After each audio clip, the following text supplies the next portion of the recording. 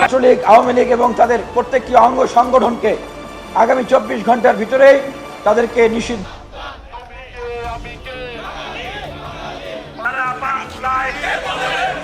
আওয়ামী লীগ নিষিদ্ধ করায় যুদ্ধের ডাক দিলেন অভিনেতা মিশা সওদাগর। বিস্তারিত জানতে ফুল ভিডিওটি অবশ্যই দেখুন।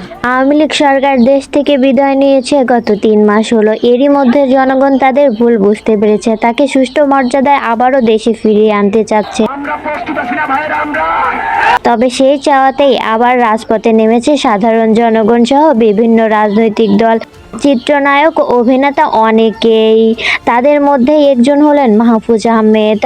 আর সবার মতো তিনিও চান শেখ হাসিনা যেন দ্রুত দেশে ফিরে আসে এবং তার ক্ষমতায় আসীন হয়। দেশের বিরাজমান অস্থিতিশীল পরিস্থিতি সামাল দেওয়ার জন্য হলেও শেখ হাসিনাকেই দরকার। তাকে যদি দেশে ফিরিয়ে আনা না হয় তাহলে আরও রসাতলে যাবে, যা ইতিমধ্যে আমরা টের পাচ্ছি। প্রিয় দর্শক, আপনিও কি মাহফুজ আহমেদের সাথে একমত? জানিয়ে দিবেন আমাদের কমেন্ট বক্সে।